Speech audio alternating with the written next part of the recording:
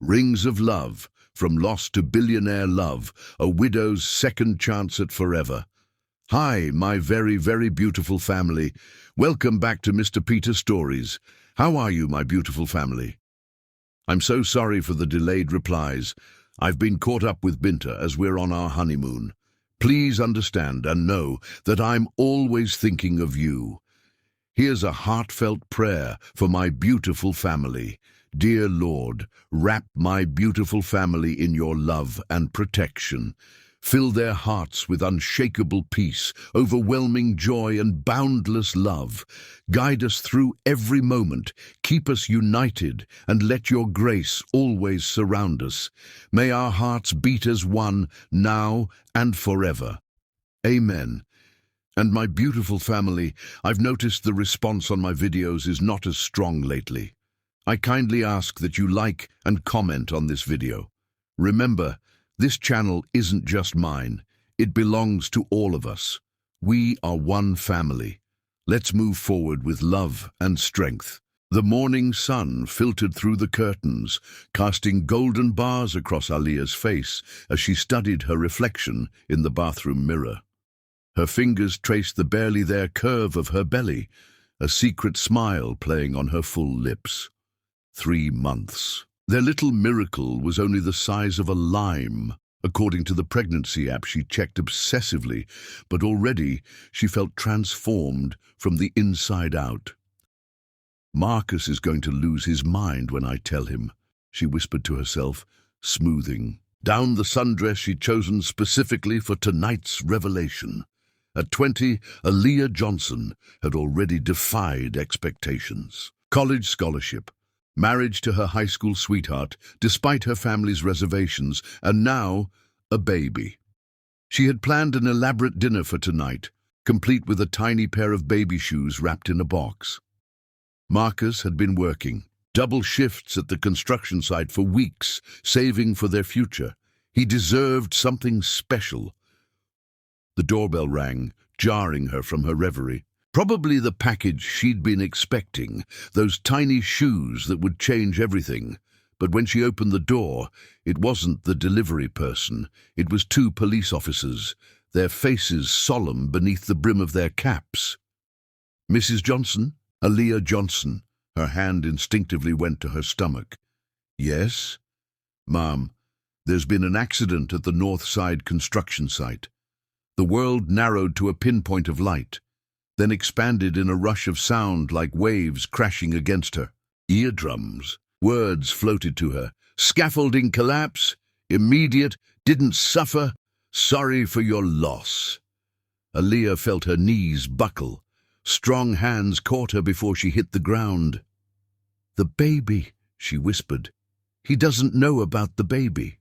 The funeral passed in a blur of black clothes and pitying glances. Aaliyah sat rigid in the front pew of the church, her mother's arm around her shoulders, her father's disapproving silence a weight beside her.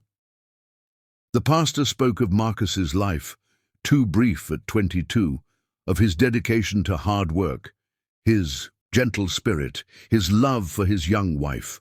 But God called him home, the pastor intoned, and though we cannot understand his ways, we must accept them.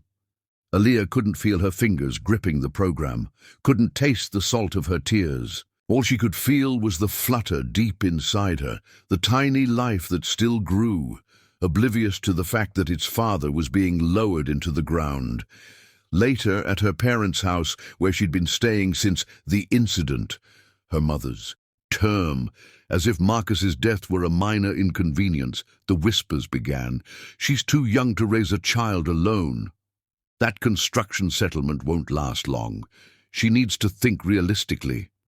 Aaliyah sat at the kitchen table, a plate of untouched food before her, as her family discussed her future, as if she weren't present.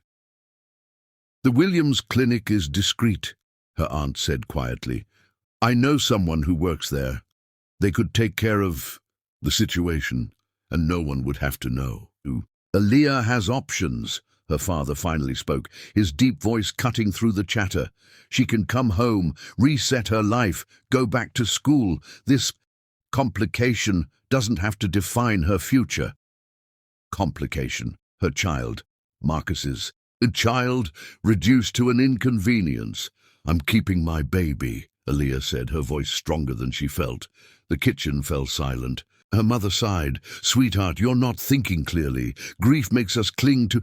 I'm keeping my baby, Aaliyah repeated, standing up. This isn't grief talking. This is me making a choice. The only choice. Her father's face hardened. If you make this mistake, you do it on your own. I won't watch you throw your life away for sentiment. Richard, her mother gasped. No, Margaret, she needs to understand the reality. A single black mother with no degree, no support. The statistics. I don't care about statistics, Aaliyah interrupted. I care about my child. Marcus's child. Her. Father stood towering over the table. Then make your choice, Aaliyah, but understand what it means. If you keep this baby, you do it without my support. You want to be an adult, then face adult consequences. That night, Aaliyah lay in her childhood bed, hands spread across her stomach, memories washing over her like warm waves.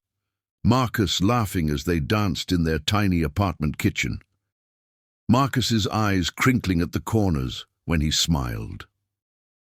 Marcus's hands, calloused from work, gentle as they traced patterns on her skin. It's just you and me now, little one, she whispered to her unborn child, but I'll love you enough for both of us. Dawn was breaking when Aaliyah finally made her decision. She packed methodically, clothes, the few pieces of jewelry Marcus had given her, the ultrasound picture, and the settlement papers. Not much to show for a life, but it would have to be enough. Her mother found her at the front door, suitcase in hand. Aaliyah, please, your father didn't mean... Yes, he did. Aaliyah's voice was calm now, settled. And that's okay. He's afraid for me. But I'm more afraid of betraying myself, Marcus, betraying this baby. I'd rather struggle on my own terms than live comfortably on someone else's. Her mother's eyes filled with tears. Where will you go? I'll figure it out. You're only 20, Aaliyah. You still need... I need to be strong for my child. Aaliyah touched her mother's cheek. When Dad comes around, if he comes around, you know where to find me. I'll send my address once I'm settled. The morning air was cool against her face as she walked down the driveway, each step taking her further from everything familiar and closer to an uncertain future. But with every step, the weight in her chest lightened. Fear and grief still churned within her, but something else stirred alongside them. Determination. In the space of a week, she had lost her husband and her family's support. But she had not lost herself, and she would not lose this child, this final precious gift from a love cut too short. As she reached the end of the block, Aaliyah allowed herself one glance back at the house where she'd grown up. Then she squared her shoulders and walked on, one hand resting protectively over her belly. Your daddy called me his heart, she whispered to her unborn child, and you're going to be my strength. The horizon stretched before her, unknown and terrifying in its vastness, but somewhere in that vastness was a future, her child's future, waiting to be written. Aaliyah took a deep breath and stepped into it. Chapter 2. The Quiet Strength. Mommy, can I wear the blue dress? Today, please? Aaliyah smiled despite her exhaustion, reaching out to smooth a wild curl from her daughter's forehead, 5 years old and already so decisive about her wardrobe. The blue dress needs washing, baby. How about the yellow one with the butterflies? Zora's bottom lip protruded slightly, a perfect miniature of Marcus's pout. The resemblance still caught Aaliyah off guard sometimes, a sweet ache that never quite faded. But Ms. Carter says, blue is my power color. Aaliyah glanced at the clock, 5:45 a.m. She had exactly 45 minutes to get Zora ready, drop her at the before-school program, and make it to the Grand Meridian for her morning shift. No time for a fashion standoff. Tell you what, she compromised, rummaging through the small dresser they shared in their studio apartment. Your navy leggings with the white shirt that has those little blue flowers. That's practically a blue outfit. Zora considered this, brown eyes serious beneath. Her curls. Will I still have my power? Aaliyah knelt down, eye level with her daughter. Zora Johnson, you carry your power inside you, not in your clothes. Remember what we always say? We are strong because we choose to be, Zora recited, her small face solemn. That's right. Now quick, clothes, teeth, hair, breakfast, we've got you places to be, little miss. The grand meridian gleamed in the morning sunlight, its glass facade reflecting the cloudless sky. Aaliyah slipped through the employee entrance at precisely 6:30 a.m., exchanging her worn coat for the crisp black and white uniform of the hotel's waitstaff. Cutting it close, remarked Dana, her favorite co-worker, as Aaliyah pinned her name tag into place. Bus running late again? Zora had a fashion emergency, Aaliyah replied, quickly twisting her hair into the sleek bun required by hotel policy. The usual chaos, Dana laughed, adjusting her own uniform. That girl is going to rule the world someday. She already rules. Mine, Aaliyah said, smiling. The locker room door swung open with unnecessary force, and both women straightened instinctively. Catherine Miller, the food and beverage manager, swept in, her blonde hair pulled into a severe knot, her pale eyes scanning the room with practiced disdain. Johnson, you're on the executive breakfast service today. It wasn't a request. Aaliyah nodded, keeping her expression neutral. Yes, Ms. Miller. And try to do something about that hair. It's coming loose already. Aaliyah's hands flew to her bun, which was in fact perfectly in place. She said nothing as Catherine stalked away, the click of her heels sharp against the tile floor. Dana rolled her eyes. One day, I swear I'm going to... Keep that job you need to pay your rent, Aaliyah finished for her, voice low. That's what we're both going to do, Dana sighed. She's been worse lately, ever since you got that customer commendation. Aaliyah shrugged. It's fine. I can handle Catherine Miller. But as she gathered her serving tray and prepared for the morning rush, Aaliyah felt the familiar weight settling between her shoulder blades. 5 years of this, serving people who barely looked at her, working double shifts that left her feet throbbing, studying online courses by the glow of her laptop after Zora fell asleep. 5 years of doing whatever it took to keep them afloat. The executive breakfast service catered to the hotel's premium guests. Business travelers and wealthy tourists who expected perfection with their poached eggs and French press coffee. Aaliyah moved among them like a ghost, refilling glasses, removing plates, anticipating needs before they were voiced. More coffee, sir? She asked, approaching a table where a middle-aged executive typed furiously on his laptop.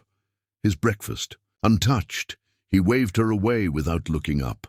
At the next table, a woman in a designer suit spoke loudly into her phone about quarterly projections, pausing only to snap her fingers when she wanted more water.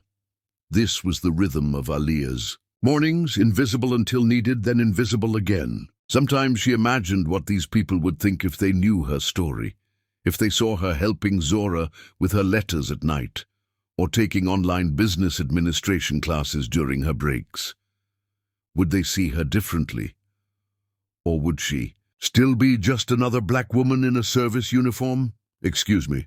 Aaliyah turned to find an elderly couple smiling at her, the woman holding out a small piece of paper.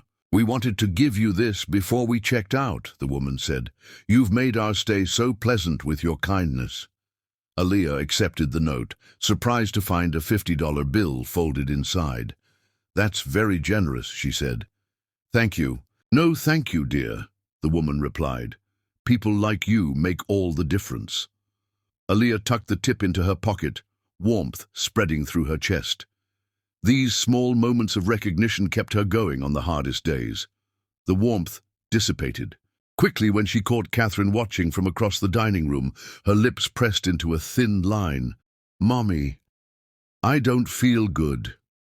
Aaliyah pressed her palm to Zora's forehead, her heart sinking at the heat radiating from her daughter's skin. The digital thermometer confirmed it. 101.3 WAF. "Oh, baby," she murmured, pulling Zora against her chest. "You've got a fever." Zora coughed, a wet, ragged sound that made Aaliyah wince. "My throat hurts." "I know, sweetheart. Let me get you some medicine." As she measured out the children's Tylenol, Aaliyah's mind raced through her options. She was scheduled for a double shift. Tomorrow, breakfast service, and then the evening banquet for some corporate event. There was no way she could send Zora to school like this, but she couldn't afford to miss work either. The rent was due next week, and they were already cutting it close.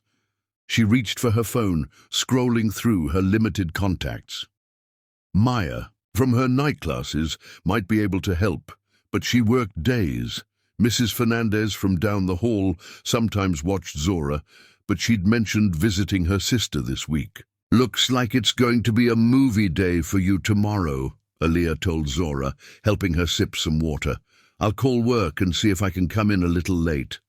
Zora's eyes, glassy with fever, looked up at her trustingly. "Will you make soup? Like when I had the chicken pops?" "Chicken pox," Aaliyah corrected gently. "And yes, I'll make soup, but first, let's get that fever down." Later, with Zora finally asleep beside her, Aaliyah dialed the hotel's number, her stomach knotting as she waited. "Grand Meridian, how may I direct your call?" "This is Aaliyah Johnson in food service. I need to speak with Ms. Miller about tomorrow's shift." A pause, then Catherine's clipped voice. "Miller speaking. Ms. Miller, I'm sorry for the late call, but my daughter is sick with a fever. I was hoping I could come in after lunch tomorrow instead of the morning shift. I can still work the evening banquet." "This is highly unprofessional, Johnson." Catherine cut her off. "We're fully booked tomorrow, and I don't have staff to cover you." "I understand, but it's just for the morning. She has a high fever, and We all have personal problems," Catherine said coldly. "I need reliable staff who prioritize their professional commitments." Aaliyah closed her eyes, counting silently to control her temper. "My daughter is 5 years old and sick. I'm not asking for the entire day off." "Your shift starts at 6:30 a.m. as usual," Catherine replied. "If you're not there, I'll assume you're resigning your position." The line went dead before Aaliyah could respond. She sat in the darkness, listening to Zora's congested breathing, anger and helplessness warring inside her. She couldn't lose this job. The steady income and the health insurance were all that stood between them and disaster. But as she looked at her daughter's flushed face, peaceful in sleep despite the fever, Aaliyah knew what she had to do. They had survived worse than Catherine Miller. They would survive this too. "We are strong because we choose to be," she whispered, echoing their morning mantra. Reaching for her laptop, Aaliyah pulled up her half-completed business administration assignment. If she was going to be up all night monitoring Zora's fever anyway, she might as well make the hours count. Tomorrow would bring its own challenges. But for now, in their tiny apartment, with the flickering nightlight casting shadows on the wall, Aaliyah did what she had been doing for 5 years. She kept going, one moment at a time, her quiet strength a lighthouse in the darkness of uncertainty. Chapter 3. The Man Who Noticed. The sleek black Bentley pulled up to the Grand Meridian's entrance, and Jackson Wolfe sighed as the doorman rushed forward. Another city, another luxury hotel, another round of people falling over themselves to please him, not because of who he was, but because of what he owned. "Welcome to the Grand Meridian, sir," the doorman said, opening the car door with a flourish. Jackson nodded, stepping out into the crisp morning air. At 32, he had long since grown accustomed to the choreographed deference that accompanied his presence. 10 years of building Wolfe Enterprises, from a scrappy tech startup to a multi-billion-dollar empire, had taught him that people rarely saw past his bank account. "Your bags will be taken directly to the presidential suite," the manager announced, materializing beside him. "Mr. Wolfe, I'm Gregory Sampson, general manager. It's an honor to welcome you to our establishment." If there's anything at all you need during your stay—" "Privacy," Jackson interrupted, his voice quiet but firm. "And no special treatment, please. I'm here for business, not attention." The manager blinked, momentarily thrown off his script. Of course, sir. Absolute discretion." As Jackson was escorted through the lobby, he felt the familiar weight of eyes on him. His appearance never failed to surprise people expecting the stereotypical tech billionaire. At 6'2", with broad shoulders and hands roughened from the construction work of his youth, he looked more like an athlete than a businessman. His dark hair, prematurely threaded with silver at the temples, was cut short and precise, and his steel-grey eyes held a watchfulness that made people nervous. "Will you be dining with us this evening, Mr. Wolf?" the manager asked as they reached the private elevator. "Yes, I think so. Something quiet, if possible. The Sapphire Room provides an excellent private dining experience." "I prefer the main restaurant," Jackson said. 7 o'clock. The manager's professional smile didn't falter. "Of course, I'll arrange for our finest table." Alone in the elevator, Jackson loosened his tie and allowed his shoulders to drop. 3 days of meetings with potential acquisition targets, then back to his empty penthouse in Chicago. The routine had become so familiar, it was almost comforting. In its predictability, almost.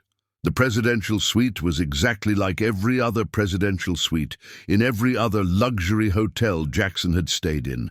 Opulent, impersonal, and echoing with silence. He unpacked methodically, hanging his suits in the cedar-scented closet, arranging his laptop and files on the desk by the window. Outside, Richmond's skyline stretched beneath a cloudless sky. It was a beautiful city with its blend of historic architecture and modern development, not that he'd see much of it beyond meeting rooms and restaurant interiors. His phone buzzed with a message from his executive assistant. "Conference call with Tokyo, moved to 4 p.m. your time." Emailed updated briefing. Jackson acknowledged the message and settled at the desk, prepared to lose himself in work until dinner.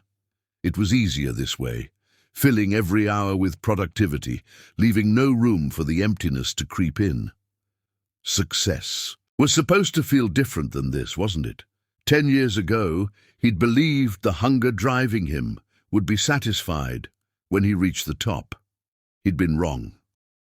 The hotel's main restaurant, Azura, hummed with the quiet conversation of evening. Diners, when Jackson arrived at 7 precisely. The hostess guided him to a corner table that offered a view of both the restaurant and the city lights beyond the floor-to-ceiling windows. "Your server will be with you momentarily, Mr. Wolf," she said, placing a leather-bound menu before him. He nodded his thanks, already scanning the room out of habit. Business associates to avoid, competitors to be wary of. But the dining room held only the usual mix of hotel guests, couples leaning close over candlelight, business travelers dining alone with their tablets, families corralling restless children. "Good evening, sir. Welcome to Azura." Jackson looked up, his practiced response dying on his lips. The woman standing beside his table wasn't what he'd expected. In a hotel like this, the staff was usually selected for a particular look: polished, conventionally attractive, and aggressively cheerful. This woman was something else entirely. She was beautiful, yes, but not in the manufactured way he'd grown accustomed to. Her dark skin seemed to glow in the restaurant's soft lighting, and her eyes, deep brown and remarkably clear, met his directly, without the usual fawning deference. Her black hair was pulled back into a perfect bun, emphasizing the elegant lines of her neck and jawline. The standard hotel uniform somehow looked different on her, as if she were doing the clothes a favor by wearing them, rather than the other way around. But it was the quiet dignity in her posture that caught him off guard. She stood straight-backed, but not stiff, confident but not presumptuous. He had the distinct impression that she saw him, actually saw him, rather than his wealth or position. "Can I start you with a beverage this evening?" she asked, her voice low and melodious. Jackson realized he'd been staring. "Yes, thank you. Sparkling water for now." Still deciding on wine? "I don't drink alcohol." Something flickered in her eyes. Not judgment, just registration of the fact. "I'll bring your water right away. Our chef's special tonight is the pan-seared scallops with a citrus reduction. Would you like a few minutes with the menu? Please?" She nodded and moved away, her steps graceful and purposeful. Jackson found himself watching her as she stopped at another table, her expression attentive, as she listened to an elderly gentleman's question about the menu. Interesting, he thought. She didn't introduce herself by name, didn't try to establish the false rapport that most high-end servers employed. Just simple, straightforward service. The novelty was refreshing.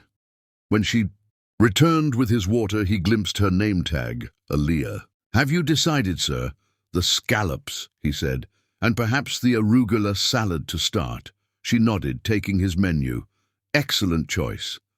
As she turned to leave, Jackson noticed the book partially visible in the pocket of her apron, a business management textbook, from what he could see of the cover. "You're studying business?" The question slipped out before he could stop himself. Aaliyah paused, surprise crossing her features before she smoothed it away. "Yes, sir. Business administration." "At the local university?" "Online courses, mostly." Her tone was polite but reserved, offering no further details. Jackson nodded, recognizing her boundaries. "I won't keep you from your work, thank you." Throughout the meal, he found his attention continually drawn to her as she moved through the restaurant.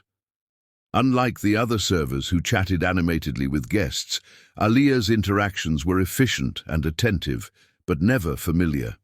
Yet, there was nothing cold about her manner, quite the opposite. She exuded a warmth that required no excess words or gestures. By the time he finished his meal, the restaurant had grown quieter, many of the diners having departed for evening entertainments. Aaliyah approached his table as he set down his napkin. "Can I interest you in dessert this evening? Just coffee, please." Black. When she returned with his coffee, the restaurant was nearly empty.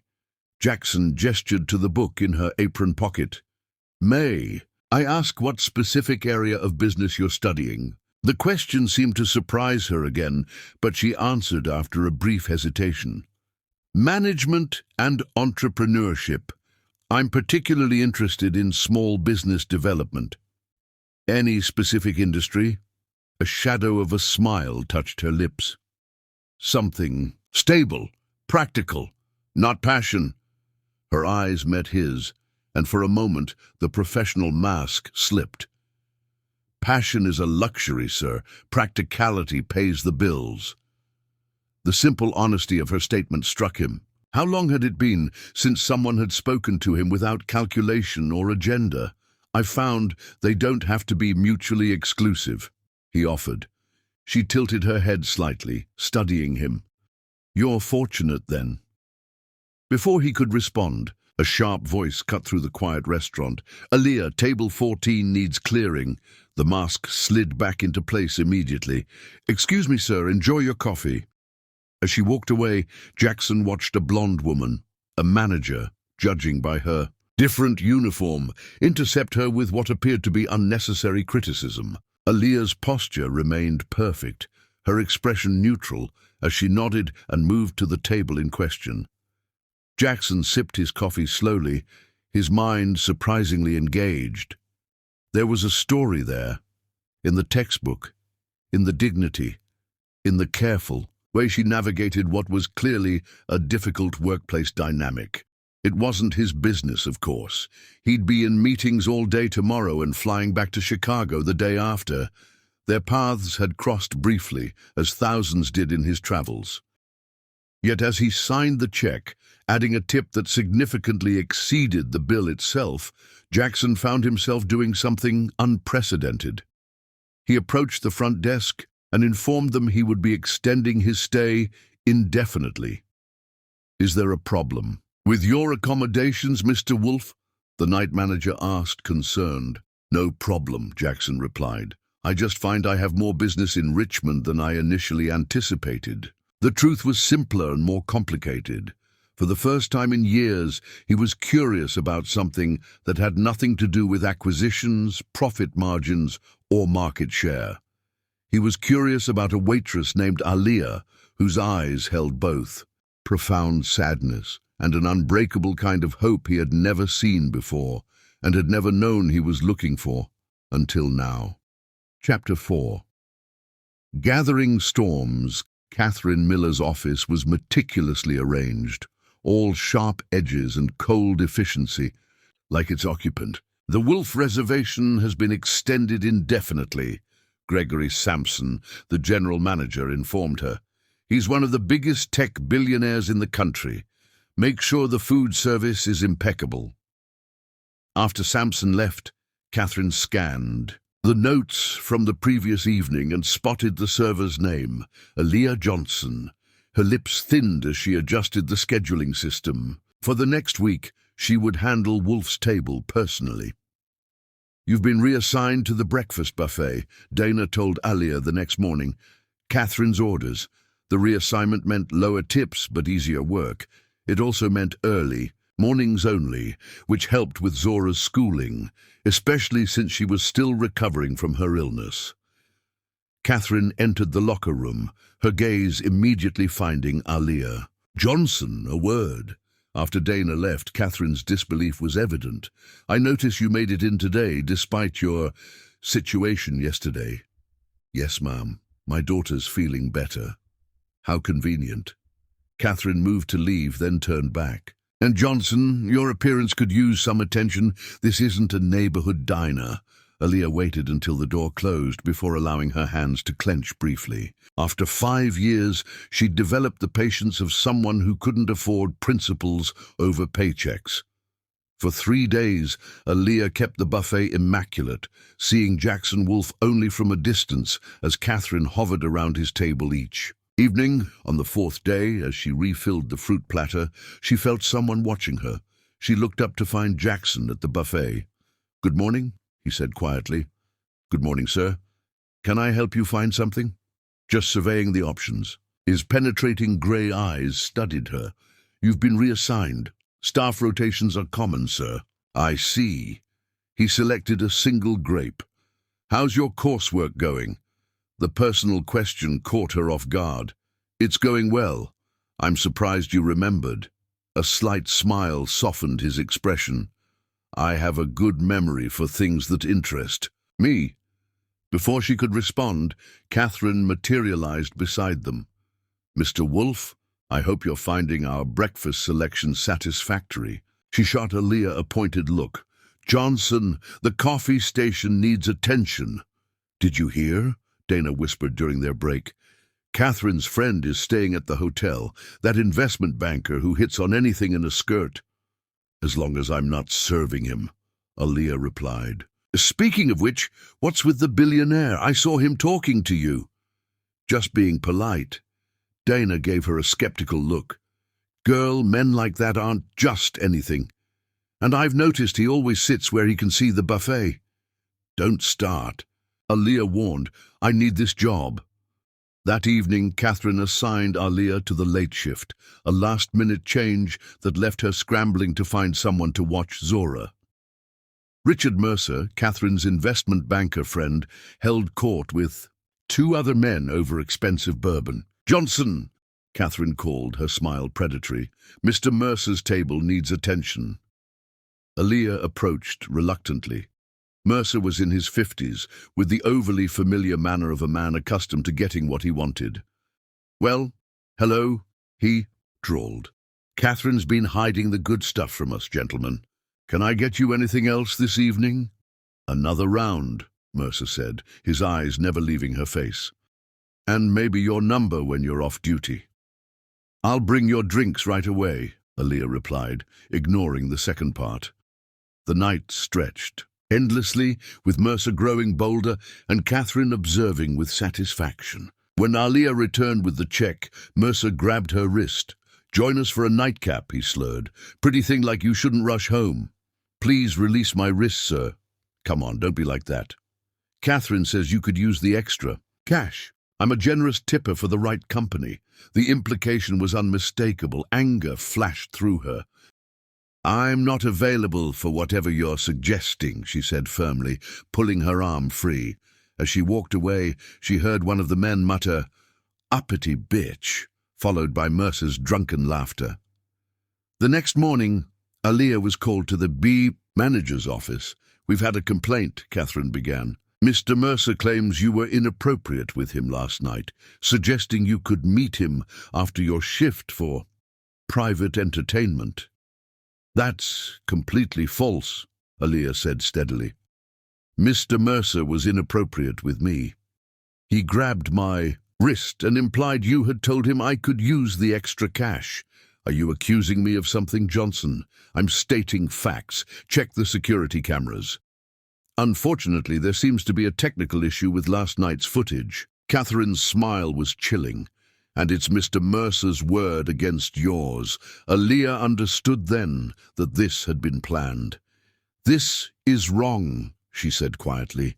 "The Grand Meridian thanks you for your service, but we'll be terminating your employment, effective immediately."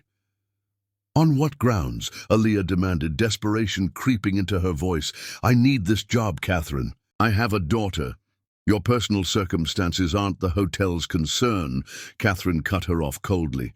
"This isn't just unfair," Aaliyah said finally. "It's illegal." Catherine stood. "Unfair, perhaps. Illegal. Prove it." She moved toward the door.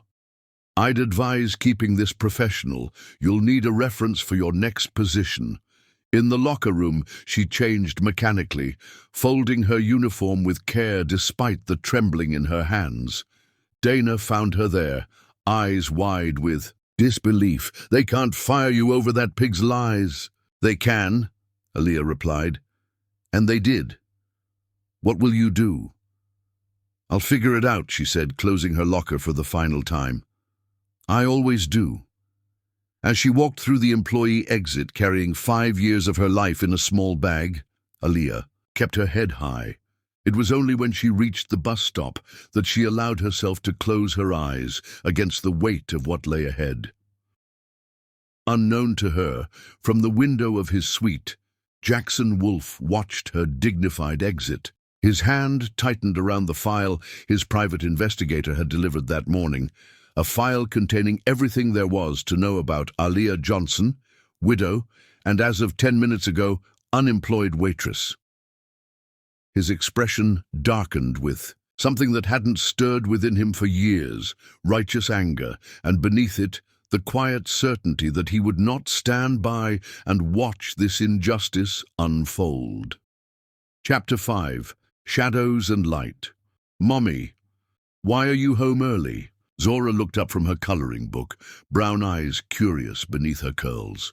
"Did work let you go?" Aaliyah flinched at her daughter's innocent choice of words. "Something like that, baby."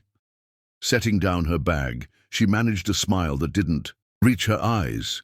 Mrs. Fernandez, their elderly neighbor who watched Zora when school and work schedules collided, studied Aaliyah's face with knowing concern. "Everything okay, mija?" she asked in her gentle accent. "Just a change in schedule," Aaliyah replied, the lie bitter on her tongue. "Thank you for watching her today." After Mrs. Fernandez left, Aaliyah sat beside Zora on their worn sofa, watching her daughter meticulously color within the lines, so careful, so precise, just like her father had been. "Did you know the best artists sometimes color outside the lines on purpose?" Aaliyah said, brushing a curl from Zora's forehead. Zora looked scandalized. "But Ms. Carter says neatness counts. Ms. Carter is right for school. But art is different." Aaliyah selected a purple crayon and deliberately dragged it past the black outline of a flower on Zora's page. "Sometimes breaking the rules creates something beautiful." Zora stared at the transgression, then slowly smiled. "Can I try?" "Go wild, baby. The whole world is your canvas." As Zora attacked her coloring book with newfound freedom, Aaliyah's mind raced behind her calm facade. She had exactly $372 in savings, another $240 in her checking account, and rent due in 2 weeks. The small severance from the Grand Meridian would cover that, but then what? She needed a job. Immediately, 3 nights later, Aaliyah buttoned the too-tight uniform of the Night Owl Diner, a 24-hour establishment 20 blocks and a world away from the Grand Meridian. The polyester clung uncomfortably, the name tag was scratched from previous owners, and the smell of grease permeated everything. But the manager had hired her on the spot, with no questions about her sudden departure from her previous position. Night shift pays an extra $1 an hour, he'd said, eyeing her with impatient pragmatism. Tips are decent if you hustle. We don't tolerate lateness. She'd taken the offer without hesitation. Night shift meant Zora would be sleeping during most of her absence, with Mrs. Fernandez checking in. It wasn't ideal. Nothing about this situation was, but it would keep them afloat while she searched for something better. Order up for table 7, the cook called, sliding 2 plates of greasy burgers and fries across the counter. Aaliyah grabbed them, adjusting to the weight distribution that was so different from the carefully plated cuisine of the Grand Meridian. The diner buzzed with a chaotic energy. Truck drivers stopping for coffee, late shift workers grabbing dinner, the occasional group of tipsy college students seeking sobering carbs. "You knew?" asked a middle-aged man at table 7 as she sat. "Down his food. First night," she replied with a professional smile. "Hotel experience, right? I can tell by how you carry the plates." He winked. "Worked at the Marriott for 15 years myself before the back went. You'll get used to the pace here." Something in his matter-of-fact kindness nearly broke her composure. "Thanks." By 3 a.m., Aaliyah's feet throbbed in protest. The diner had finally emptied, except for a solitary trucker nursing his 4th cup of coffee. She leaned against the counter, checking her phone.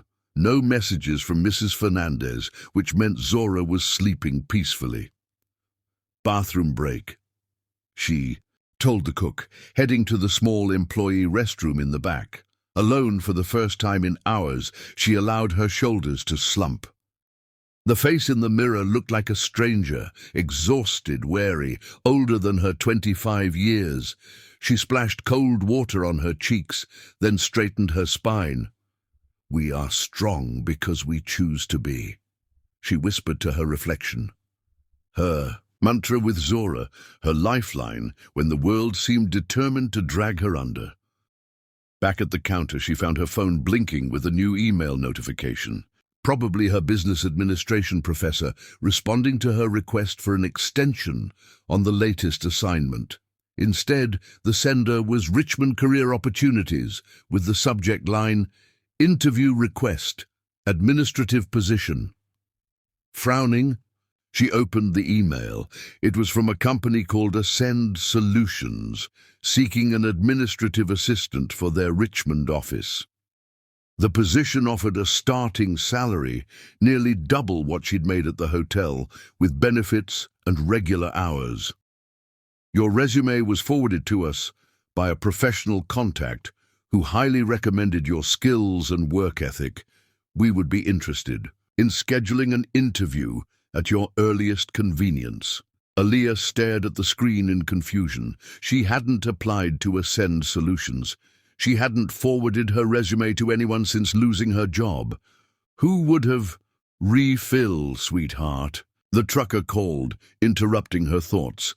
She pushed the mystery aside and grabbed the coffee pot. Questions could wait. Right now she had tables to serve and bills to pay. By the end of the week, Aaliyah's inbox contained 3 similar emails from different companies, all offering interviews for positions that aligned perfectly with her experience and education. Each claimed her resume had been forwarded or recommended by an unnamed professional contact.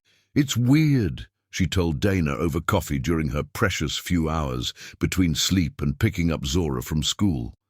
"I haven't given my resume to anyone, and these are good companies, places that wouldn't normally look twice at a waitress." Dana stirred her latte thoughtfully. "Maybe someone from the hotel is feeling guilty about how Catherine treated you. The only person who might do that is you. And you didn't. What about that billionaire? He seemed interested in your situation. Aaliyah dismissed the idea with a wave. Jackson Wolf? Why would a tech billionaire care about a waitress losing her? Job? Rich people have weird hobbies, Dana shrugged. Maybe you're his good deed for the tax year. Aaliyah's phone chimed with a text from the diner manager asking if she could come in early. Another night of too little sleep and too many worries stretched before her.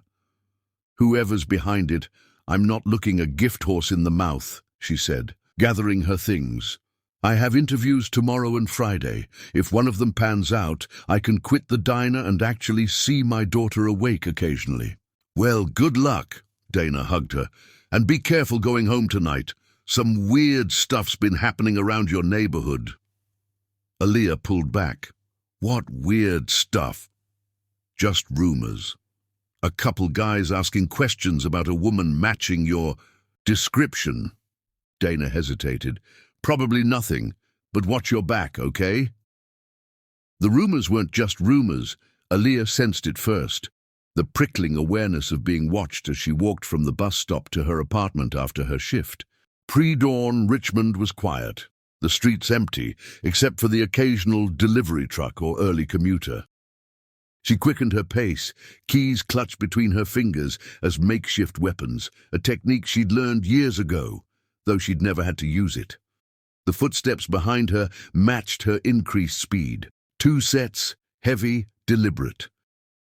Fear shot through her veins, but she kept her head. Running would make her a target. Screaming might bring help, or it might not in this neighborhood at this hour. Just as she reached for her phone to dial 911, a black sedan pulled up beside her, its engine a quiet purr that somehow cut through her panic. The window lowered smoothly. Miss Johnson. The voice was unfamiliar, male, professional, devoid of threat yet commanding respect. The man behind the wheel wore a suit and an earpiece, looking for all the world like government security. "Who are you?" she demanded, still aware of the footsteps now slowing behind her. "Someone concerned for your safety." He glanced past her. "I believe those gentlemen have been following you for the past 3 blocks.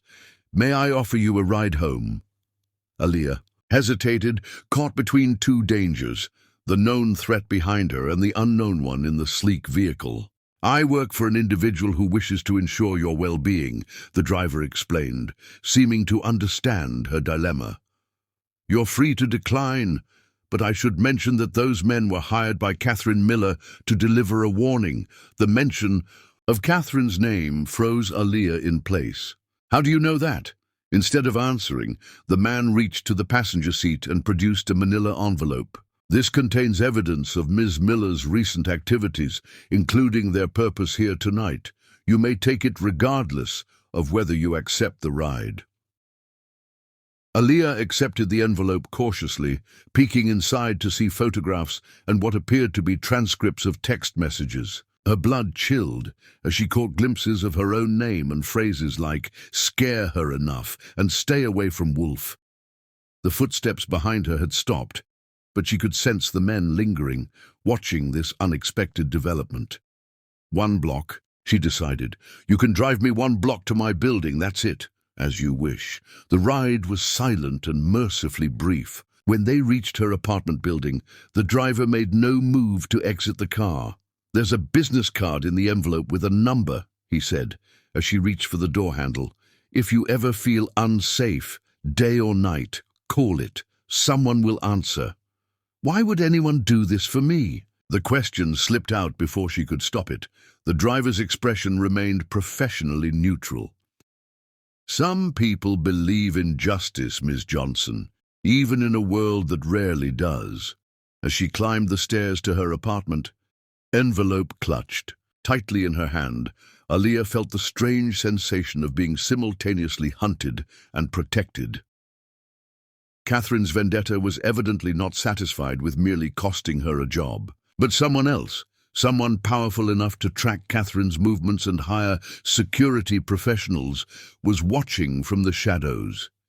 Jackson Wolf's face flashed in her mind, but she dismissed it. Billionaires didn't concern themselves with The troubles of women like her. There had to be another explanation. Inside her apartment with the door locked and Zora sleeping peacefully in their shared bed, Aaliyah spread the contents of the envelope across their small kitchen table. The evidence was comprehensive. Photographs of Catherine meeting with the two men who had followed her, bank transfer records showing payments, text messages discussing how to ensure Aaliyah stayed away from Wolf and his money. But it was the final document that made her hands tremble, a detailed report on her own life, her history at the Grand Meridian, her widowhood, her financial situation, her course schedule, Zora's school. Someone knew everything about her. Someone was interfering in her life in ways both helpful and terrifying. As dawn broke over Richmond, casting long shadows across her small apartment, Aaliyah carefully replaced the documents in the envelope and tucked it into her textbook.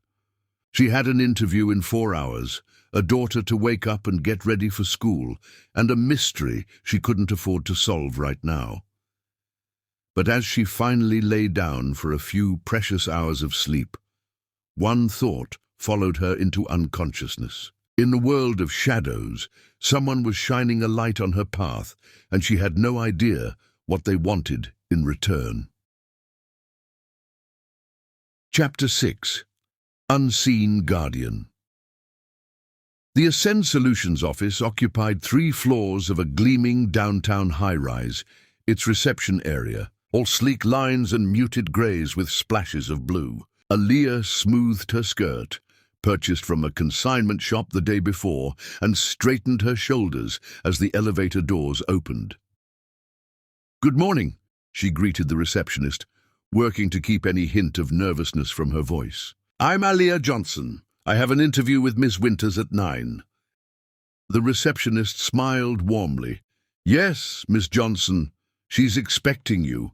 Please have a seat, and I'll let her know you've arrived." Aaliyah perched on the edge of a modern armchair, taking in her surroundings with cautious optimism. After a week of interviews, all mysteriously arranged by her unknown benefactor, this was the position she wanted most. Executive assistant to the regional director offered not just the best salary, but also the professional growth her business courses had prepared her for. "Miss Johnson," a tall black woman in her 40s approached with an outstretched hand. "I'm Diane Winters, regional director. It's a pleasure to meet you." Aaliyah rose, shaking her hand firmly. "Thank you for the opportunity, Ms. Winters. Please follow me to my office." As they walked through the open workspace, Aaliyah noted the diverse staff, the quiet hum of productivity, the absence of the frantic energy that had permeated the hotel. It felt purposeful. Diane's office was minimal but personal. Awards and certifications sharing space with photos of what appeared to be her family. She gestured for Aaliyah to sit. "Your resume is impressive," Diane began, glancing at the tablet before her. 5 years at the Grand Meridian shows remarkable stability." "I value commitment," Aaliyah replied, her rehearsed answers flowing naturally. "I believe in building relationships and systems over time." "And yet you left recently. May I ask why?" The question she'd been dreading. Aaliyah took a measured breath. "Management changes created a challenging work environment," she said carefully. "I was looking for growth opportunities that aligned better with my business administration studies." Diane's expression revealed nothing. "I see. And what attracts you to Ascend Solutions specifically?" For the next 40 minutes, they discussed Aaliyah's experience, education, and career goals. Diane was thorough but fair, pressing on weaknesses, without being adversarial. By the time the interview concluded, Aaliyah felt cautiously hopeful. "I'll be honest, Ms. Johnson," Diane said as she walked Aaliyah back to reception. "Your hospitality background is different from our usual candidates, but your education and the recommendation we received are compelling. We'll be in touch by the end of the week." Recommendation. There it was again, the mysterious advocate who kept opening doors. "May I ask who recommended me?" Aaliyah ventured. "I'd like to thank them." Diane looked momentarily confused. I was under the impression. You knew. It came through our parent company's executive office. Quite unusual, actually. The elevator doors closed before Aaliyah could process this new information. Parent company. Executive office. The questions multiplied with each interview, each email, each unexplained opportunity that materialized in the wake of her firing. Outside, rain had begun to fall, speckling the pavement with dark circles. Aaliyah opened her umbrella and headed toward the bus stop, mentally calculating whether she had time to pick up something special for dinner before getting Zora from school. The interview had gone well enough to celebrate, regardless of the outcome. Her phone chimed with a text from Mrs. Fernandez. Good news, school called. Zora got into the after-school STEM program. Scholarship covers all costs. So proud of our girl. Aaliyah stopped in the middle of the sidewalk, rain pattering. Against her umbrella. The STEM program? The exclusive, expensive program she'd reluctantly declined because she couldn't afford it? The one with a waiting list a mile long? Scholarship? She muttered, fingers flying over her phone to call the school. The administrative assistant confirmed it cheerfully. Yes, Miss Johnson, Zora received the Horizon Foundation scholarship. They selected 5 students citywide based on academic promise. All materials and extended care are covered. When did this happen? Aaliyah asked, struggling to keep up. I never applied for a Horizon Foundation scholarship. The nominations come from teachers, not parents. You should be very proud. Zora's quite exceptional. Aaliyah ended the call and continued walking, her mind spinning. First the job interviews, then the security when Catherine's thugs approached her, and now a scholarship for Zora from a foundation she'd never heard of. The coincidences were piling up beyond plausibility. Someone was orchestrating these changes in her life, someone with influence, resources, and detailed knowledge of her situation. By Friday, Aaliyah had accepted the position at Ascend Solutions, given notice at the diner, and enrolled Zora in the STEM program. Her life was transforming with dizzying speed, yet one question remained unanswered. Why? Who was behind these changes and what did they want? Maybe you have a fairy godmother, Maya suggested over lunch in the break room during Aaliyah's first week. Maya, a data analyst at Ascend, and the first friendly face Aaliyah had encountered, had appointed herself unofficial welcome committee.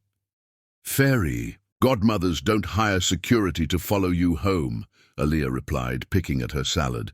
Maya's eyes widened. Okay, that part is definitely weird. But the rest, the job, the scholarship, those are good things, right? Good things from an unknown source, Aaliyah said. I can't shake the feeling that eventually there'll be a price. Not everything comes with strings, Maya pointed out. Some people just help. Aaliyah's skepticism must have shown on her face because Maya laughed. Okay. But until your mysterious benefactor reveals their nefarious purpose, maybe just enjoy the stability. Zora seems happier. It was true. In the 2 weeks since starting her new position, Aaliyah had witnessed a transformation in her daughter. Regular. Hours meant regular routines. The STEM program kept Zora engaged and excited, and the stress that had been Aaliyah's constant companion for 5 years had eased enough for her to be more present, more patient, more playful. She is happier, Aaliyah acknowledged. So am I, mostly. It's just the control thing, Maya supplied, nodding sympathetically. You've been running everything by yourself for so long, it freaks you out when someone else takes the wheel, even if they're driving somewhere nice. The insight struck home. Since Marcus's death, Aaliyah had carried every burden alone. The weight had become so familiar that its partial absence felt not like relief, but like vertigo. I just want to understand, she said finally. I want to know why. The rain was relentless that evening, transforming Richmond's streets into reflective pools that mirrored the city lights. Aaliyah's umbrella offered minimal protection against the driving downpour as she hurried from the bus stop toward her apartment building. Her new salary meant they could afford a better place soon. But for now, the familiar walk remained her daily ritual.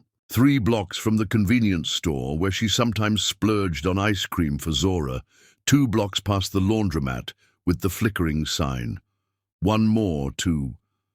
The black sedan appeared silently beside her, moving at walking pace, its window lowering to reveal the same driver who had intervened the night Catherine's men followed her. "Miss Johnson, you're getting soaked. May I offer you a ride?" Aaliyah peered through the rain. "Are there more threats I should know about?" "No threats," he assured her. "Just practical concern about pneumonia." She hesitated, rain dripping from her umbrella onto her shoes. Something about the man's demeanor, professional, respectful, but never familiar, had earned a grudging trust. "Thank you," she said, sliding into the dry warmth of the vehicle. They drove in silence for half a block before Aaliyah spoke. "You're not just a driver, are you?" A slight smile lifted the corner of his mouth. "I'm whatever I need to be, Miss Johnson." "Are you going to tell me who you work for?" "I think you already have suspicions." She did. One name kept circling back, to the center of the mystery, no matter how implausible it seemed. "Why would Jackson Wolfe care about what happens to me and my daughter?" The driver didn't confirm or deny her guess. Some questions are better answered by those who hold the answers. As they reached her building, a sleek black Range Rover was parked near the entrance, its engine running. Through the rain-slicked windows, Aaliyah could make out a solitary figure in the driver's seat. "Is that—" "He comes here sometimes," the driver said quietly, "just to ensure everything is as it should be." Aaliyah stared at the Range Rover, emotion rising in her throat. Confusion, gratitude, anger at the intrusion, and beneath it all, a strange fluttering she refused to name. "I should thank him," she said suddenly, reaching for the door handle. "He doesn't do it for thanks, Miss Johnson." "Then why does he do it?" The driver's eyes, when they met hers in the rearview mirror, held something like respect. "That's a question better asked directly, I think." Before she could respond, another car turned onto the street, a taxi, its headlights cutting through the rain. In the moment Aaliyah glanced at it, the Range Rover pulled away, disappearing around the corner. The driver reached across to open her door. "Have a good evening, Miss Johnson, and congratulations on the position at Ascend. I hear Ms. Winters is quite impressed with your work already." Of course he would know that too. Aaliyah stepped into the rain, watching as the black sedan followed the path of the Range Rover, leaving her alone with questions that multiplied by the day. "And then Keisha said girls can't build robots, but I told her my mom says girls can do anything boys can do, sometimes better, and Ms. Phillips said I was right and gave me a gold star." Zora's voice filled their small apartment as she recounted her day in the STEM program, hands moving animatedly as she helped Aaliyah prepare dinner. "That's right, baby. You can build anything you set your mind to." Aaliyah smiled, slicing carrots for the stir-fry. "Maybe we can find some books about women engineers this weekend." "Can we? Please." Zora bounced on her toes. "Tyler has robot. Good books, but they only have boys in them." "Library day on Saturday," Aaliyah promised. "Now wash up for dinner." As Zora scampered to the bathroom, Aaliyah's phone chimed with an email notification. Diane Winters, asking if she could come in early tomorrow to help prepare for a client presentation. It was a vote of confidence after just 2 weeks on the job. Exactly the kind of opportunity she'd been hoping for. Rain tapped against the kitchen window, a gentle reminder of the figure in the Range Rover. He had been watching over them, this mysterious billionaire, orchestrating changes in their lives without seeking recognition. The question of why still haunted her, but increasingly it shared space with a more unsettling thought. What would happen when he lost interest? When their story no longer captivated whatever impulse had led him to intervene, Aaliyah stirred the vegetables perhaps more vigorously than necessary. She had survived loss before. She had rebuilt from nothing once. If all this disappeared tomorrow, she would find a way forward again.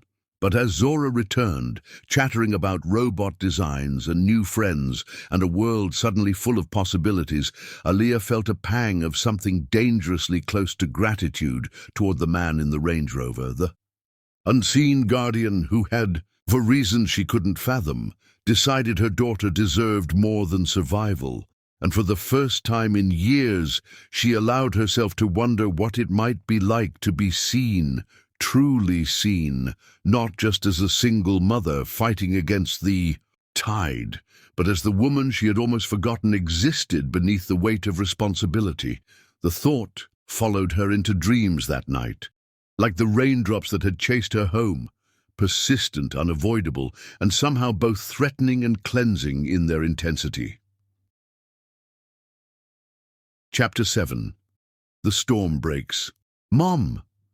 Look what happened to Rosie!" Zora's voice trembled as she stood in the doorway of their apartment, clutching her worn teddy bear, the stuffed animal that had been Marcus's last gift to Aaliyah before she discovered her pregnancy. The bear she'd later given to their daughter hung limply in Zora's hands, stuffing spilling. From a jagged tear across its middle, Aaliyah's blood ran cold. "Did Rosie have an accident at school?" Zora shook her head, tears welling in her eyes. "She was fine when I left. Someone broke into our home, Mommy." "Stay right here, baby," Aaliyah instructed, her heart pounding.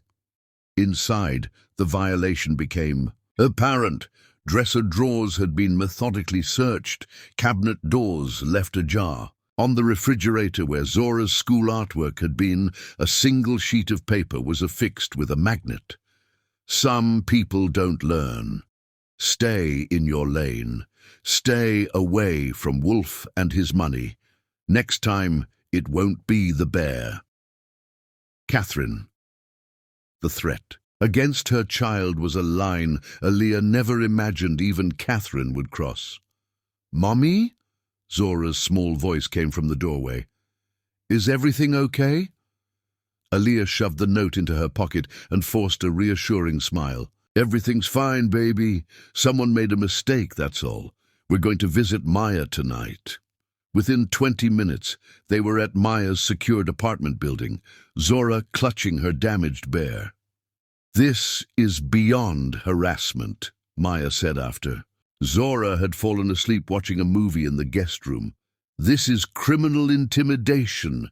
"I can't prove Catherine sent them," Aaliyah replied, staring at the note. "And involving the police could jeopardize everything. My job, Zora's scholarship." "Then call him," Maya urged, nodding at the business card Aaliyah had been turning over in her hands. "If he's been watching over you all this time, he should know what's happening now." After a moment's hesitation, Aaliyah dialed the number. It rang once before a familiar voice answered. "Ms. Johnson. Is everything all right?" "No," she replied, her voice steadier than she felt. "Someone broke into our apartment today. They destroyed my daughter's teddy bear, a gift from her father before he died. They left a threatening note about staying away from Wolf and his money." A brief silence. "Are you and Zora safe now?" "We're at my friend Maya's apartment." "Stay. There. I'll handle this." "Handle it how?" Frustration surged through her. "I don't even know your name. I don't know why any of this is happening or why Jackson Wolf cares about my life." Another pause. "My name is Michael. I've worked for Mr. Wolf for 8 years. As for the rest, those aren't my questions to answer." Aaliyah closed her eyes, working to control her emotions. "I need to go back to our apartment tonight. Zora needs her inhaler and clothes for school. I can't just hide indefinitely. I strongly advise against returning alone. Maya will stay with Zora. I'll be fine." "I'll accompany you," Michael countered firmly. "Non-negotiable, Miss Johnson." His tone left no room for argument. "Fine. 10 p.m. The apartment building was eerily quiet when Aaliyah and Michael arrived. He insisted on checking each room before allowing her to enter. "Clear," he announced, but they did a thorough job searching. As Aaliyah gathered Zora's clothes and medication, she noticed Michael's vigilant posture by the door, his eyes continuously scanning their surroundings. "What were they looking for?" she asked, packing the inhaler.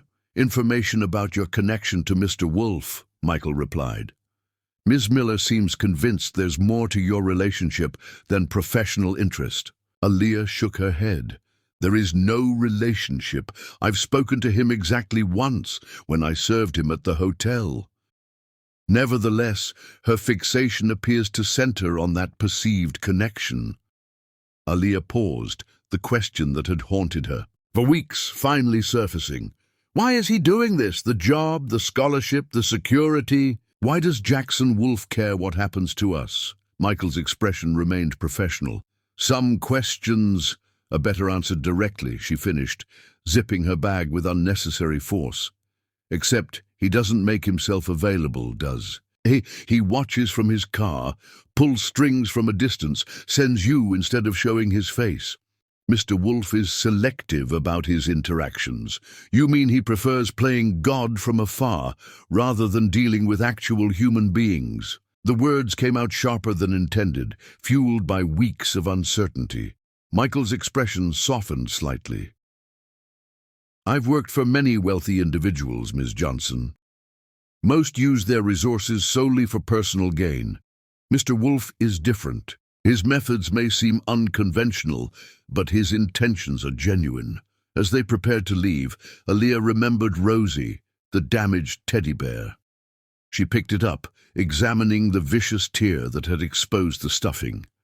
"This was the last gift her father gave me before he died," she said quietly. "We can have it professionally repaired," Michael offered. "No, I'll fix it myself." Some things shouldn't be outsourced, no matter how well-intentioned the offer. They were heading toward the door when footsteps in the hallway made Michael tense. He positioned himself between Aaliyah and the entrance, drawing a weapon from beneath, his jacket with practiced efficiency. "Stay behind me," he ordered, his voice dropping to a whisper.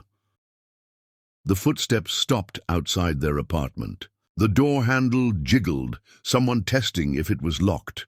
Before Aaliyah could retreat as instructed, the door burst open with a splintering crack. Two men entered, the same ones who had followed her weeks ago.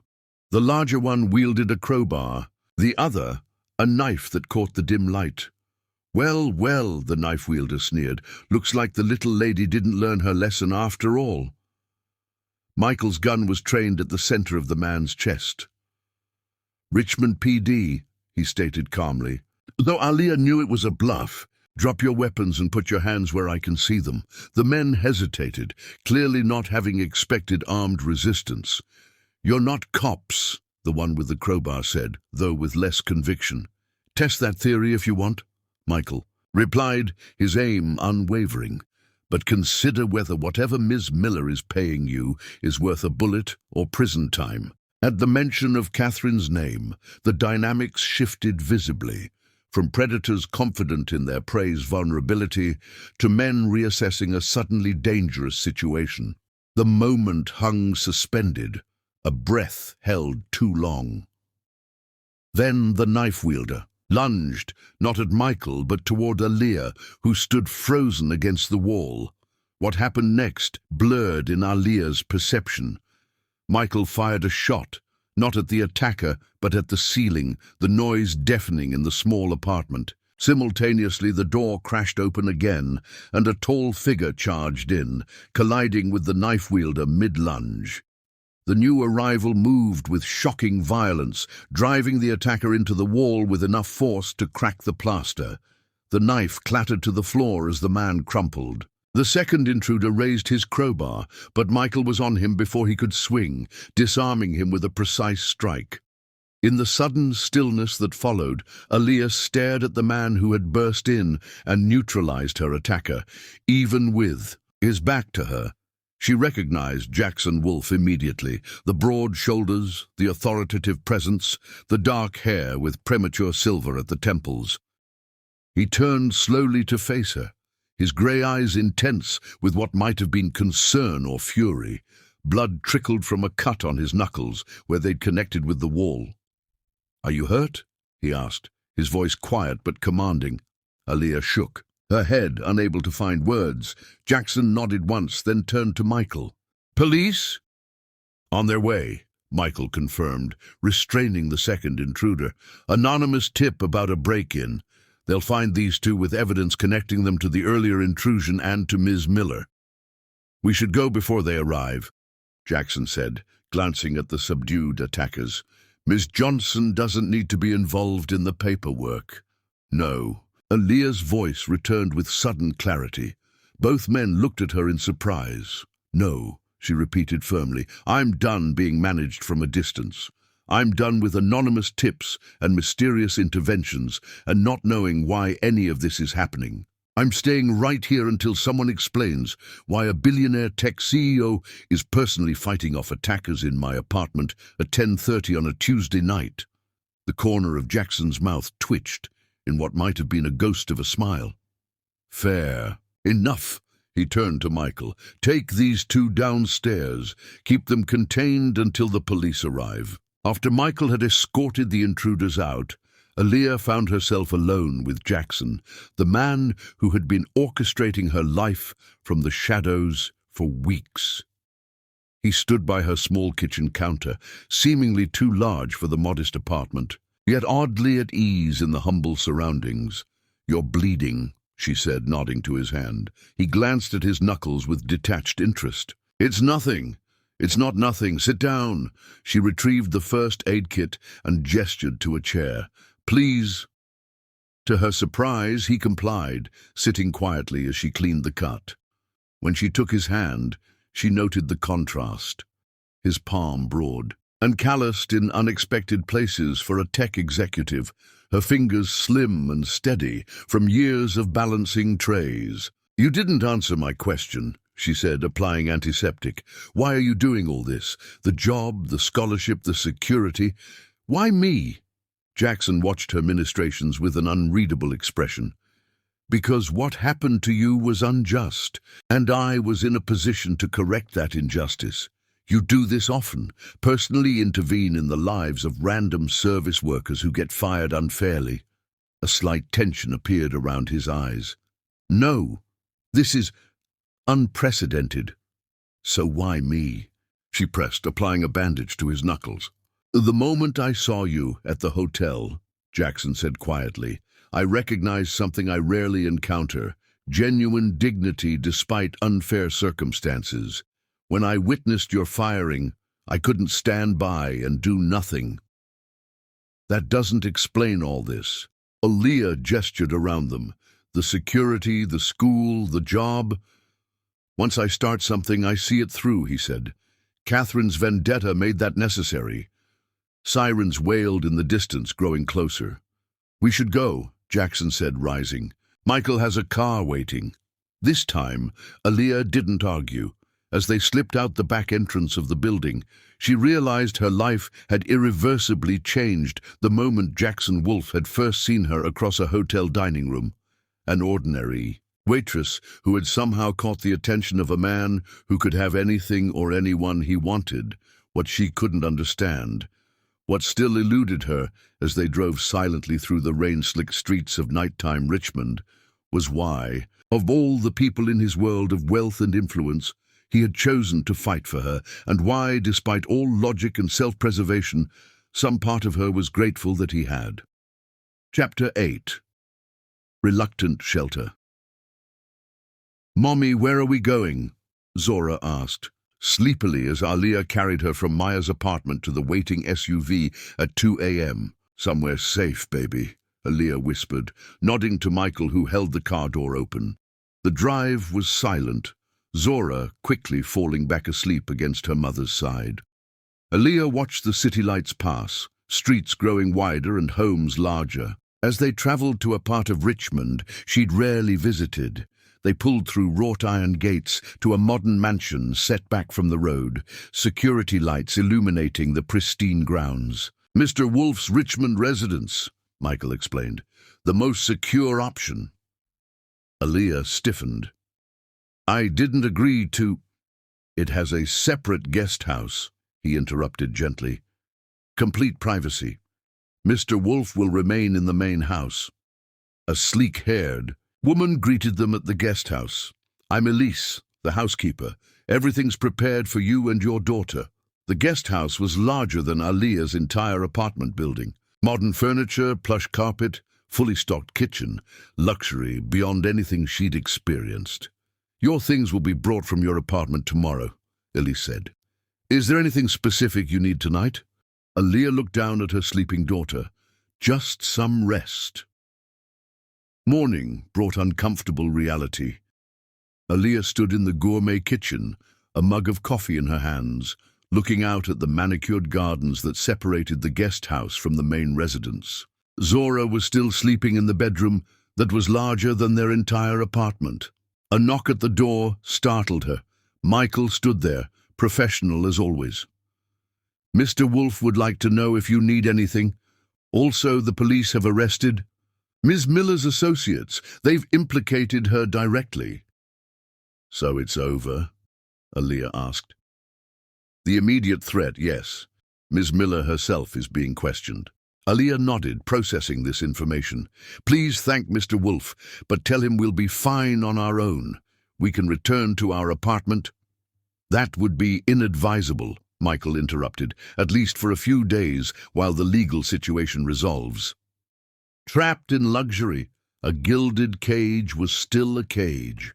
We're not charity cases, she said firmly. Mr. Wolf doesn't see you that way. Then how does he see us? The question came out sharper than intended. Michael's expression remained neutral. That's for him to explain. The day passed in a surreal haze. Zora, initially intimidated by their surroundings, soon discovered the garden and the small playground that seemed suspiciously new. Did he build this for me? She asked innocently, swinging on the precisely age-appropriate swing set. I don't know, baby. But Aaliyah suspected he had. In the afternoon, Elise arrived with boxes of their belongings.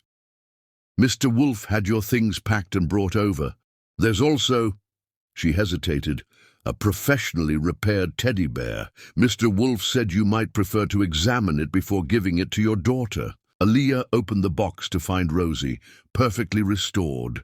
The tear invisible, the stuffing replaced, the fur cleaned to look newer than it had in years. I told him I wanted to fix it myself, she said, a complex emotion rising in her chest. Elise looked uncomfortable. He mentioned that after the fact. He said to tell you he's sorry for overstepping. Later, Aaliyah sat on the patio, watching Zora play as sunset painted the sky in amber and purple. The door to the main house opened and Jackson emerged hesitating when he saw her. She nodded, a silent invitation. How is she?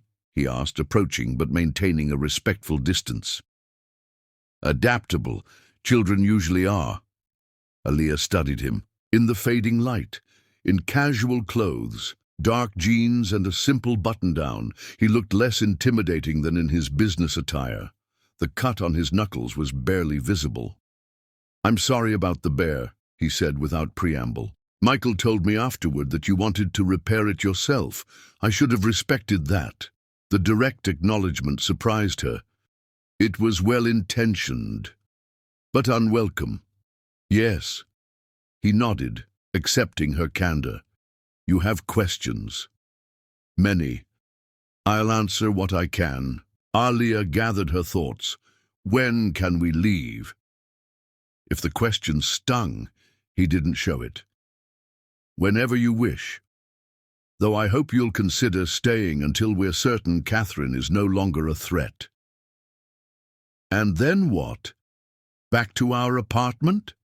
Back to normal life with your surveillance? Jackson's expression tightened. Your life is your own, Ms. Johnson. I never intended to control it, she finished.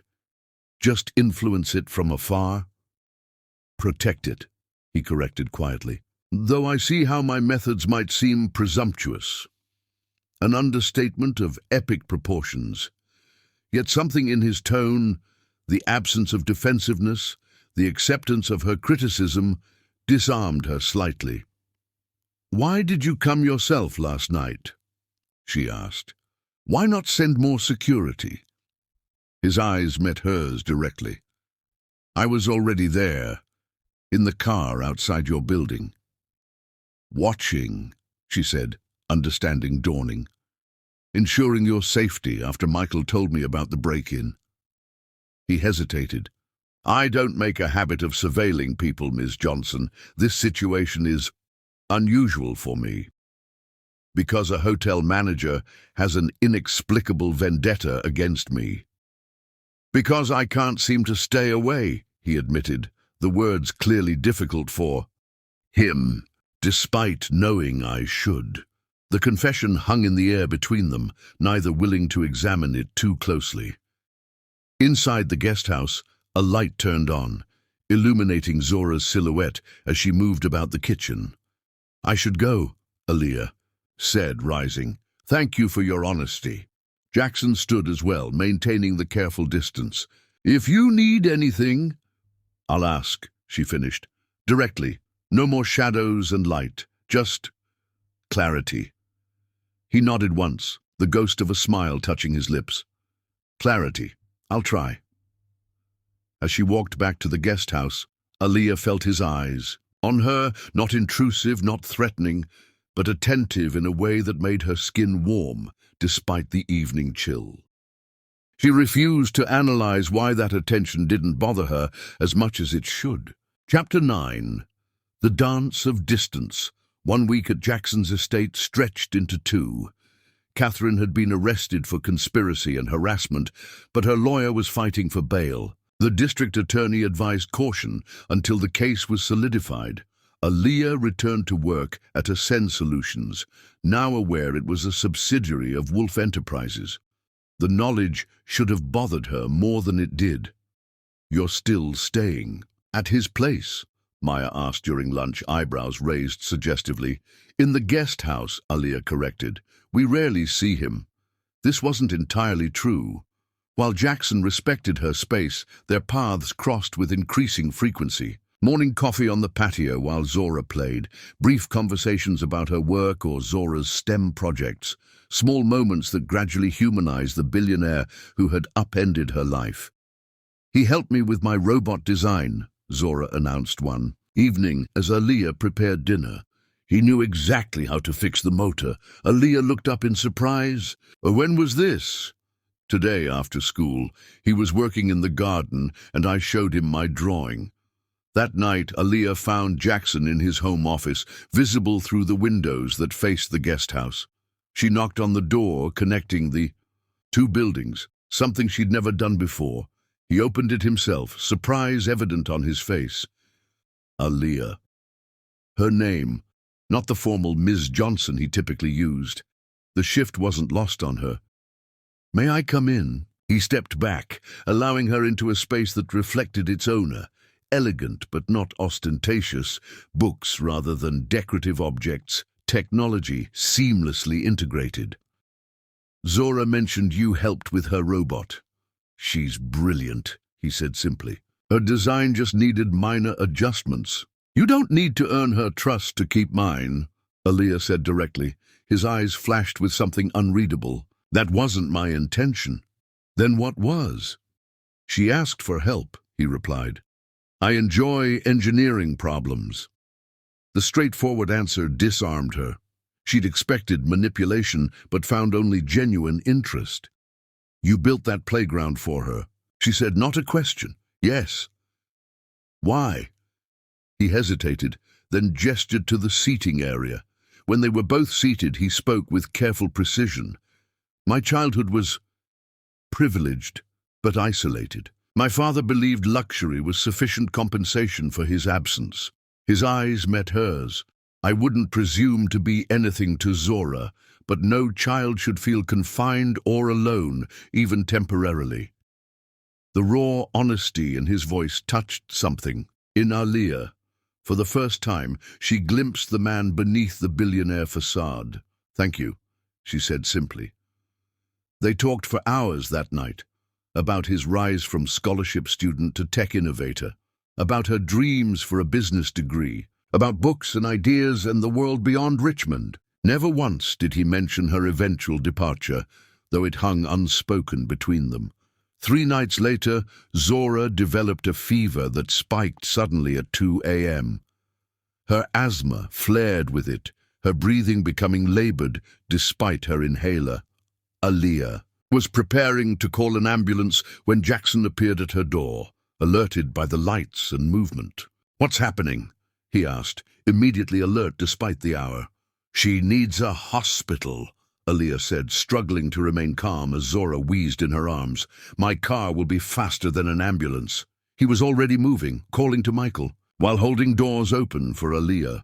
In the back seat of the Range Rover, Aaliyah held Zora, while Jackson drove with controlled urgency, his focus absolute. At the emergency room, he stepped back, allowing Aaliyah to handle the medical discussions, but ensuring all administrative barriers vanished. Hours later, with Zora stabilized and sleeping, Aaliyah found him in the waiting room, his usual composed appearance replaced by rumpled clothes and worried eyes. "You didn't have to stay," she said, exhaustion evident in her voice. "I did." He handed her a coffee. "How is she?" "Responding to treatment. They want to keep her for observation." He nodded. "Whatever she needs, whatever you both need." Aaliyah studied him, this man who had inserted himself into their lives with such determination. "Why do you look at me that way?" Jackson stilled. "What way?" "Like I'm something rare, something precious." He didn't immediately answer, his gaze dropping to the coffee cup in his hands. When he spoke, his voice was quiet but certain. "Because in my world of transactions and acquisitions, genuine worth is the rarest commodity." His eyes met hers. "You love fiercely. You work tirelessly. You maintain your dignity despite circumstances that would break most people. How should I look at you, if not with admiration?" The words hung between them, too honest to dismiss, too intense to acknowledge fully. Aaliyah felt something shift in her chest, a wall beginning to crumble despite her best efforts to maintain it. "I should get back to Zora," she said, her voice not quite steady. He nodded, understanding her retreat.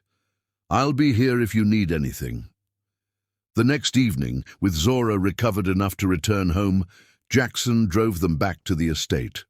As he helped carry their things inside, his hand briefly brushed against Aaliyah's. The contact, though fleeting, sent an electric current through her that couldn't be denied. She pulled back sharply, the sensation too overwhelming, too dangerous. "I can manage from here," she said, her voice more clipped than intended.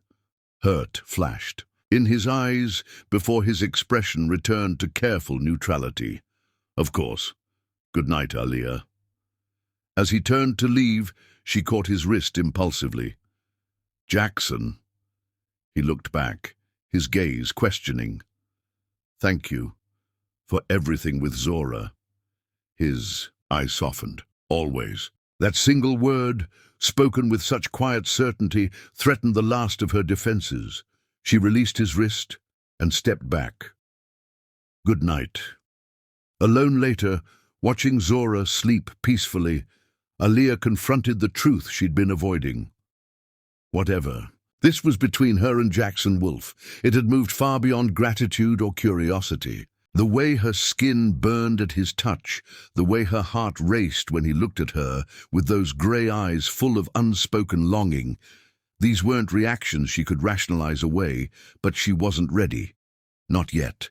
Not with Marcus's memory still, holding pieces of her heart. Not with the vast differences in their worlds. Not with Zora's future to consider. So she continued their careful dance of distance, close enough to feel the heat between them, far enough to prevent the flames from consuming them both. For now. Chapter 10. Her heart. His heaven Catherine's trial date was set, bail denied. The evidence against her was overwhelming, not just the harassment and break-ins, but embezzlement from the Grand Meridian discovered during the investigation. The immediate threat had passed, yet Aaliyah and Zora remained at Jackson's estate, neither acknowledging that their reason for staying had evolved beyond safety. "When are we going home, Mummy?" Zora asked one morning, now completely recovered from her asthma attack. "Soon," Aaliyah replied, though the thought of returning to their tiny apartment had lost its urgency. "I like it here," Zora said, her eyes drifting to the window where Jackson could be seen on a video call in his garden office. "Mr. Jackson is nice. He looks at you like Daddy used to in the pictures." The innocent observation struck Aaliyah like a physical blow. She'd been so careful to keep her complicated feelings for Jackson hidden, or so she thought. That evening, she found a folder on the guest house kitchen counter. Inside was a deed to a small house in a safe neighborhood near Zora's school, along with a note in Jackson's precise handwriting: "This is not charity. It's an investment property I'm offering at fair market rent with an option to buy. The choice to accept is entirely yours. No strings attached." Aaliyah's hands trembled. The house was exactly what they needed: affordable, secure, with a small yard for Zora. But the timing felt pointed, as if he'd sensed her increasing attachment and was offering an escape route. When she confronted him in his office, Jackson's expression was carefully neutral. "You're offering us a way out," she said without preamble. "I'm offering you options," he corrected. "You've mentioned wanting your own space again." "And if I don't want to leave?" The question hung between them, loaded with meaning neither had been willing to voice. That would be, he paused, searching for the right word, complicated. "Because of who you are, who I am, because of what I feel," he said quietly, "and what you're not ready to feel." The honesty stripped away her defenses. "You don't know what I'm ready for, don't I?" His eyes held hers. "You flinch when we touch accidentally. You retreat whenever we get too close to something real. You're protecting yourself and Zora from more loss. I respect that. You don't understand," she began.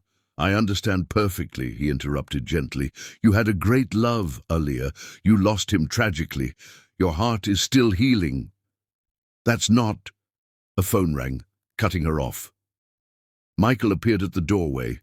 Expression grave. "Sir, there's a security situation. I need you both to remain inside." Aaliyah's blood ran cold. "Zora is with Elise in the main house kitchen," Michael assured her. "We have an intruder on the property. The perimeter alarm was triggered."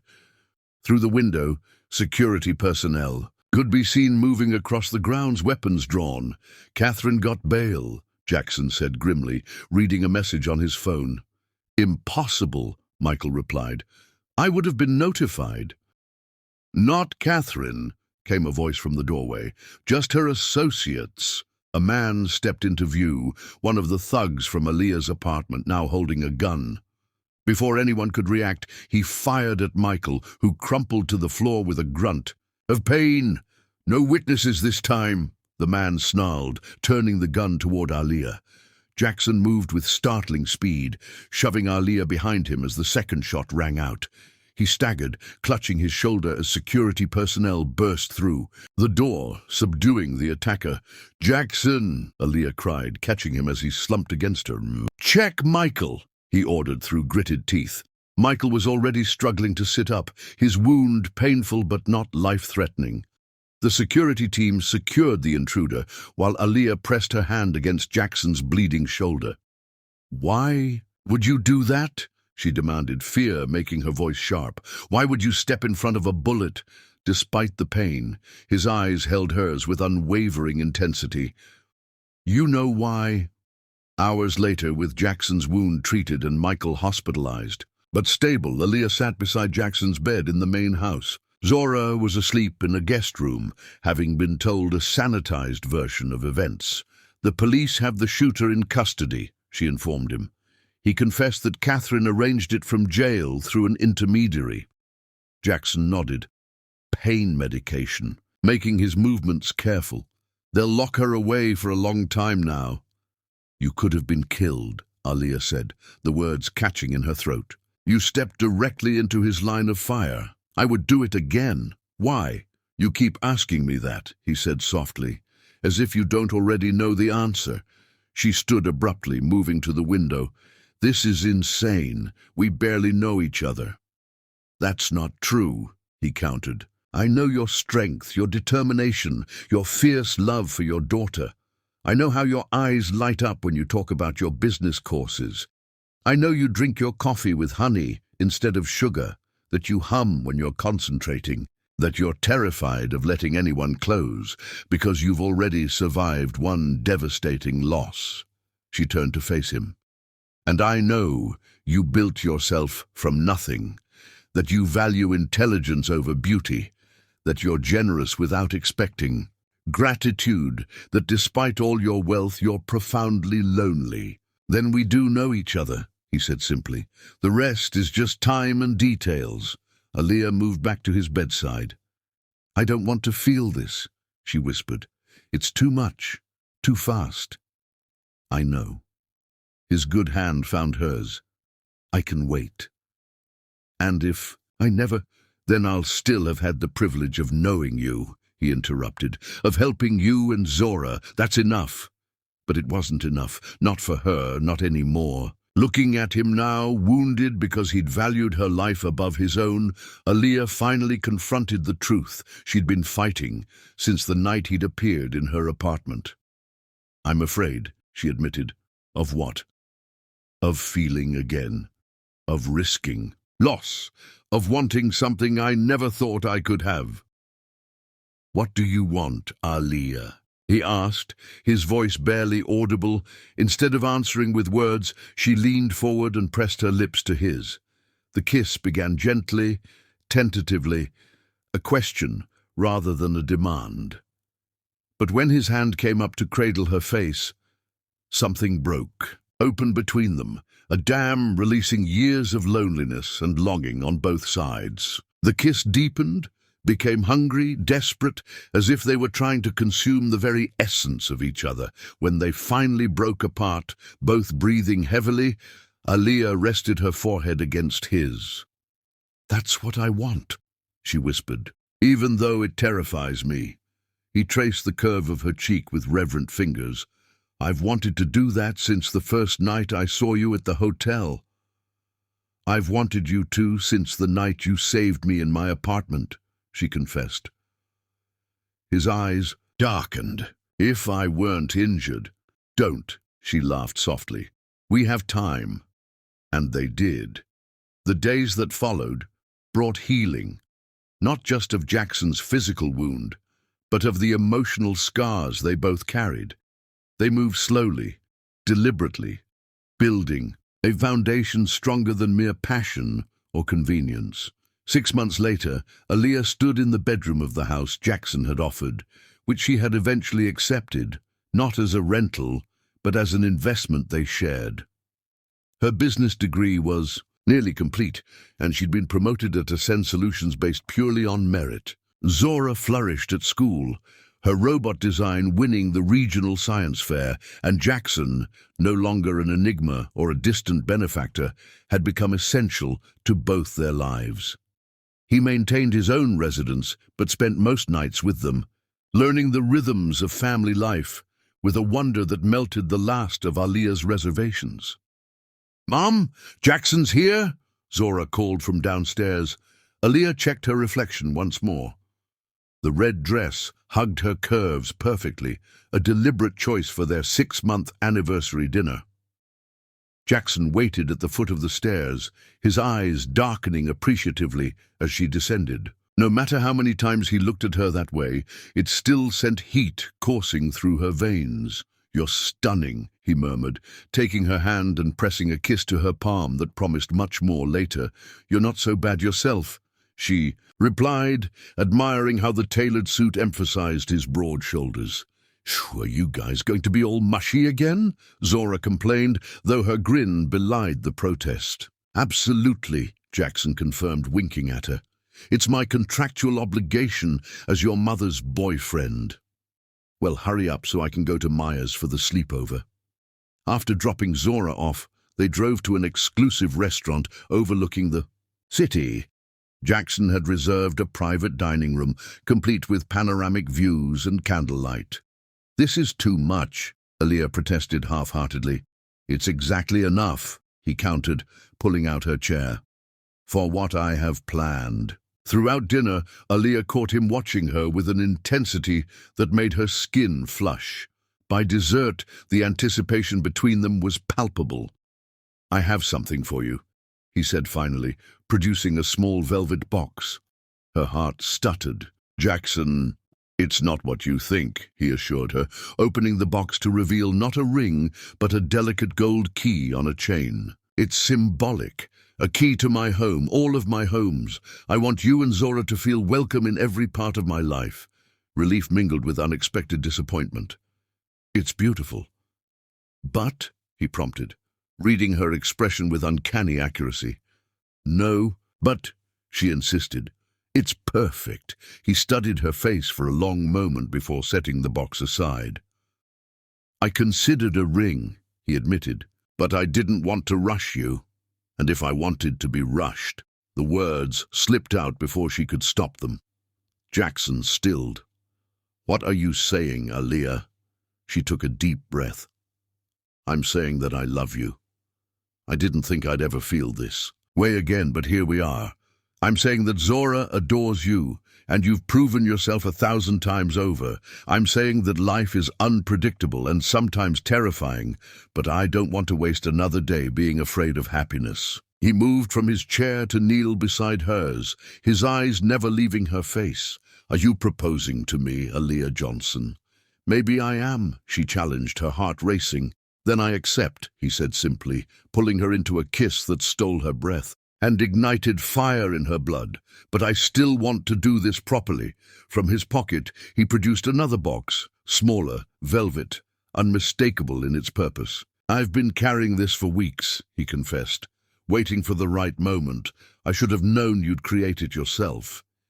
Inside was a ring unlike any she'd imagined, not ostentatious despite his wealth, but elegant and unique. A deep blue sapphire, surrounded by diamonds that caught the candlelight. "The color reminded me of the uniform you wore the night we met," he explained, "when you looked at me like I was just a man, not a balance sheet."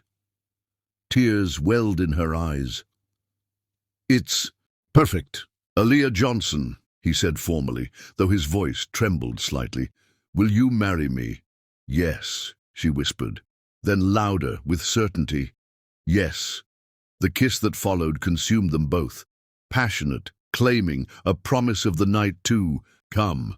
His hands tangled in her hair, hers gripped his shoulders, the contact electric even through his suit jacket. "I think we need to leave," she murmured against his lips. "Now."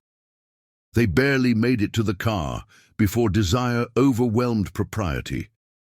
In the privacy of the luxury vehicle, hands explored, lips tasted, bodies pressed together with desperate need. "Home," he managed between kisses.